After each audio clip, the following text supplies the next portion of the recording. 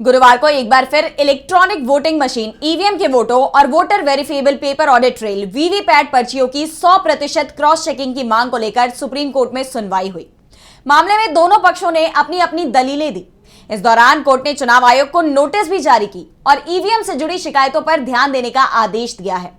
तो दोनों पक्षों की तरफ से क्या दलीलें की गई पेश और क्या रहा सुप्रीम कोर्ट का रुख, जानने के लिए देखिए ये रिपोर्ट। गुरुवार को सुप्रीम कोर्ट में ईवीएम के वोट और वीवीपैट पर्चियों की मिलान की मांग को लेकर दाखिल याचिका पर 5 घंटे तक सुनवाई चली।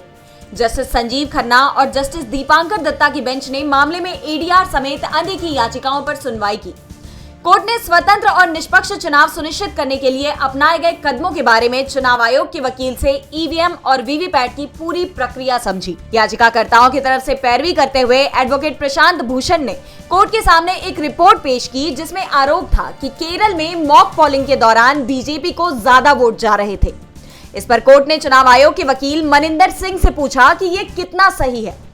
इस पर सिंह ने कहा कि ये खबरें पूरी तरह से झूठी और बेबुनियाद है।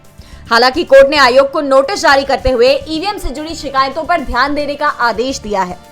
याचिकाकर्ताओं की मांग पर कोर्ट ने चुनाव आयोग से पूछा कि क्या वोटिंग के बाद वोटर्स को वीवीपैट से निकली पर्ची नहीं दी जा सकती है।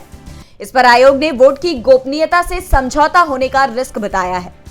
सुप्रीम कोर्ट ने पूछा कि प्रोग्राम मेमोरी में कोई छेड़छाड़ हो सकती है। इस पर चुनाव आयोग ने कहा कि इसे बिल्कुल भी नहीं बदला जा सकता।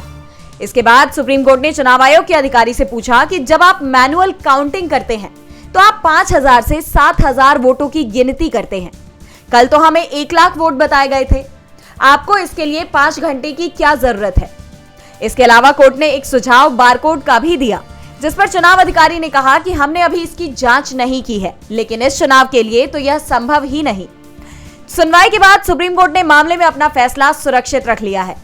कोर्ट ने कहा कि चुनावी प्रक्रिया में पवित्रता होनी चाहिए और किसी को भी ये आशंका नहीं होनी चाहिए कि जो कुछ अपेक्षित है वह नहीं किया जा रहा। डीबी लाइव की रिपोर्ट।